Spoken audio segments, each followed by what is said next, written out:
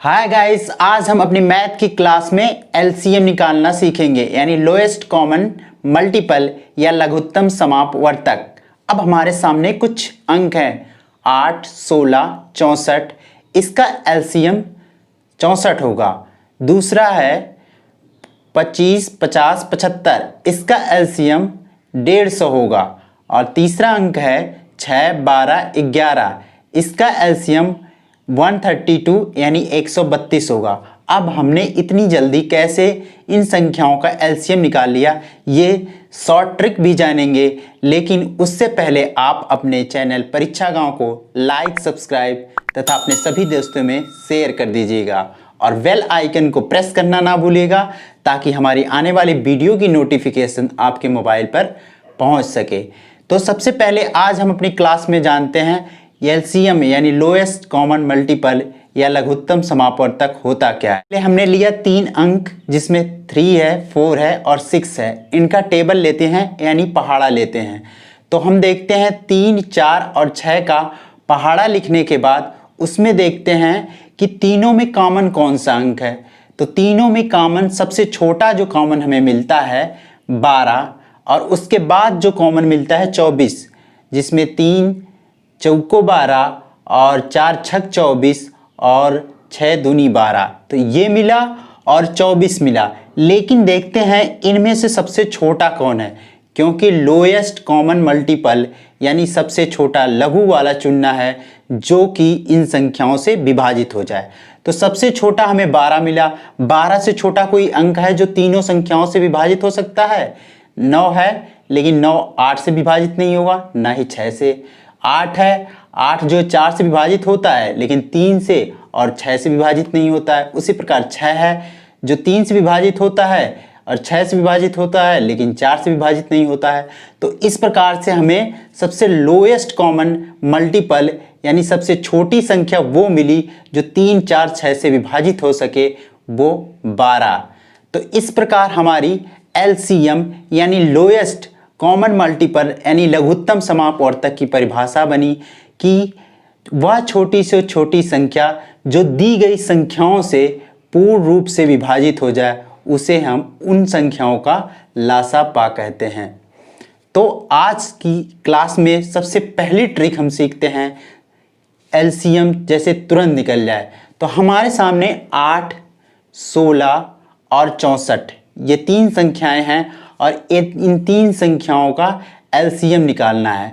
तो सबसे पहले अब हम ये देखते हैं कि जो सबसे छोटी संख्या है उस संख्या से क्या सबसे बड़ी संख्या विभाजित हो रही है? तो हाँ, विभाजित हो रही है। 8 से 64 विभाजित हो रहा है, 8 64 विभाजित हो गया। अब दूसरी संख्या 16 बची, तो 16 से क्या 64 विभाजित हो रहा है? 16 चौको 64, तो हाँ विभाजित हो रहा है। अब दूसरा क्या करते हैं हम कि जो 64 8 से विभाजित हो रहा है तो 8 को हम काट देते हैं। अब 8 से कोई मतलब नहीं। अब 16 से 64 विभाजित हो रहा है, 16 को भी काट देते हैं। अब हमारा बचा 64 और 64 ही इन्हीं संख्याओं का क्या होगा? एलसीएम होगा, यानी लोएस्ट कॉमन मल्टीपल होगा। अब दूसरा संख्या क्या है? 25, 50 और 75। इनका हमें एलसीएम निकालना है। तो सबसे पहले हम क्या करते हैं, सबसे लोएस्ट जो अंक है, सबसे छोटा अंक है, उसको सबसे बड़े अंक से विभाजित करते हैं। तो क्या इन संख्याओं में विभाजित हो रहा है? 25 या 75 विभाजित हो रहा है। अब क्या करेंगे? 25 को काट देंगे, यानी छोटे वाले अंक को काट देंगे। अब हमारे सामने बचा 50 और 75। क्या 75 50 से विभाजित होगा? नहीं होगा, क्योंकि 50 दूनी 100 हो जाता है। तो क्या करेंगे? हम 75 में 2 से गुणा कर देते हैं। हम कुछ भी कर सकते हैं क्योंकि ये हमारा अंक है।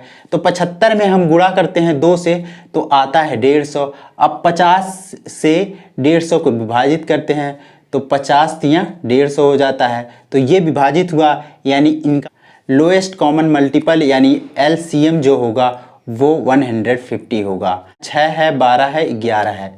तो इसमें क्या करते हैं? सबसे बड़ी संख्या से देखते हैं सबसे पहले। तो सबसे पहले सबसे बड़ी संख्या में 12 है। अब 12 के बाद सबसे छोटी संख्या क्या है? 6। अब 6 से 12 को विभाजित करते हैं तो 6 दूनी 12 कट गया, यानी 6 को हम हटा देते हैं। अब 6 से कोई मतलब नहीं रखते हैं। अब हमारे सामने दो संख्याएं बची, 12 और 11। लेकिन 12 और 11 में 11 क्या है? एक अभाज्य संख्या है। अब हमने पिछली सबसे पहली वाली क्लास में बताया था कि अभाज्य संख्या वह संख्या होती है जो स्वयं से कट जाए और 1 से कट जाए, उस संख्याओं को हम अभाज्य संख्या कहते हैं।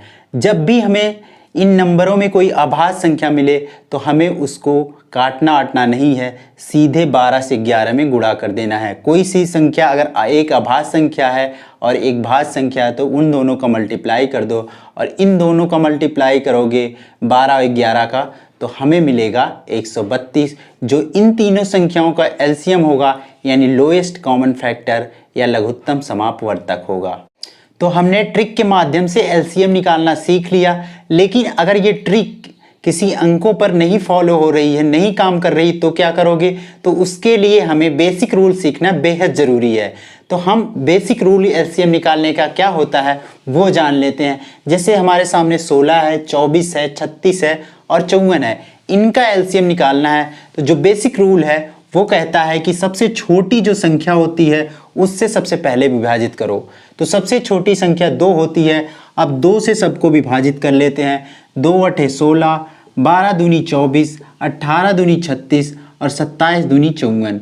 अब फिर से वही काम करते हैं कि सबसे छोटी संख्या से क्या ये संख्या विभाजित हो रही हैं? मैक्सिमम संख्या विभाजित होनी चाहिए, तो हाँ विभाजित हो रही हैं।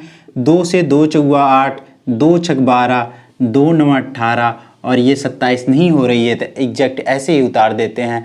अब फिर देखते हैं क्या 2 से विभाजित हो रही हैं? हाँ, 2 संख्याएं हो रही हैं, तो फिर कर लो। 2 दूनी 4 और 2 तियां 6 और फिर 9 को नहीं विभाजित हो रही तो ऐसे उतार दो। फिर 27 नहीं हो रही तो ऐसे एग्जैक्ट उतार दो। फिर क्या करते हैं? फिर 2 से तो मैक्सिमम संख्या विभाजित नहीं हो रही है, केवल एक संख्या, तो 3 से विभाजित करके देखते हैं। 3 से कर लेते हैं, 2 नहीं होगी, ऐसे उतार देते हैं। 3 एक कम 3 हो गया, 3 त्रिका 9 ये हो गया और 3 9 27 ये भी हो गया। अब क्या करते हैं? अब 3 से कौन सी संख्याएं विभाजित हो रही हैं तो वो कर लेते हैं। 2 नहीं होगी, ऐसे ही उतार देते हैं। 1 तो ऐसे ही उतार देते हैं। फिर 3 हो जाएगी, 3 एक कम 3 और फिर 3 त्रिका 9।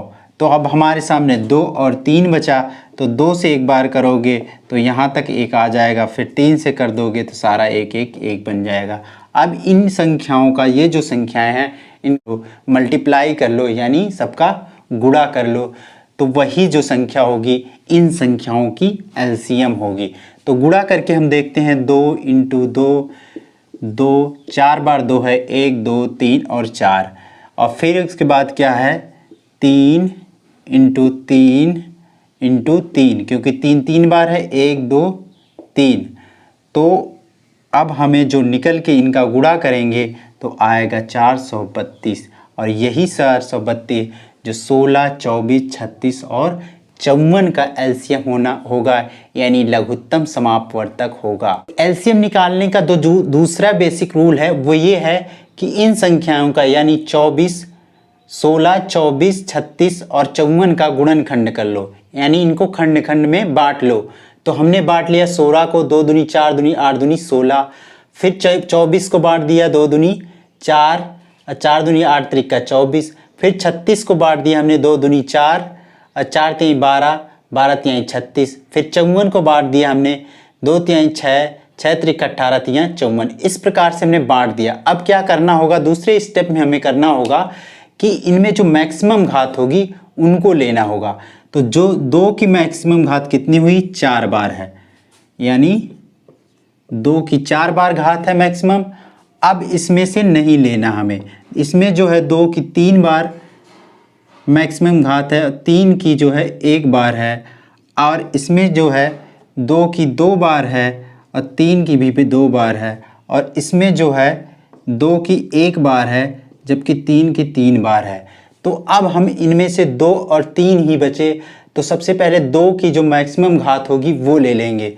तो 2 की मैक्सिमम घात हमारे सामने 4 है और 3 की जो मैक्सिमम घात है वो 3 है।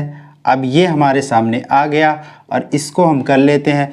तो 2 दूनी 4 दूनी 8 दूनी 16 और 16 गुणे 27 बराबर 432। ये एलसीएम निकल के आ गया। तो इस तरह से भी हम निकाल सकते हैं। तो हमने शॉर्ट ट्रिक भी इस वीडियो में समझा और बेसिक रूल भी एलसीएम निकालने के लिए समझा। अगर हमें शॉर्ट ट्रिक यूज हो रही है तो तुरंत हमारा एलसीएम निकल जाएगा और ये एलसीएम हमारे लिए आगे चलकर बहुत ही फ़ायदेमंद होने वाला है, यानी इसका उपयोग हर जगह होने वाला है।